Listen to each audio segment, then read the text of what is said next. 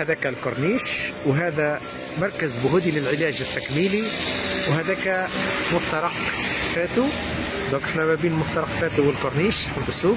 مركز بهودي للعلاج التكميلي، الحجامة الإبر الصينية، العلقة والأعشاب الطبيعية. السلام عليكم. السلام عليكم، مرحبا بكم في مركز بهودي للتمديد جربات. طب مرحبا بكم.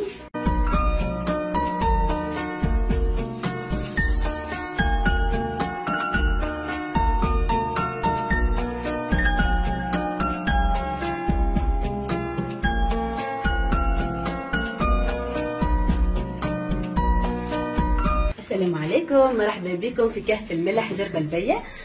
نعملوا بكم دوره صغيره في كهف الملح، ونحاول نختصر ونحكي شويه على الملح، اللي هو شنو الفوائد نتاعو.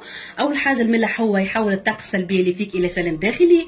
هنا باش نحاول، هنا يعني باش نصير يعني شكون يفيد الناس اللي يعانوا من حالات الارق، الناس اللي عندهم مشاكل نفسيه، الناس اللي عندهم شويه ستريس في حياتهم الخاصه.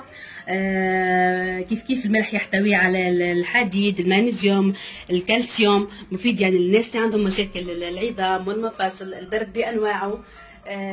ما شاء الله الملح يعني غني بالمعادن كامل. يعني بعد جلسه الملح تنجم تقول كانك خذيت لمده شهر دي كومبليمون اليمونتير.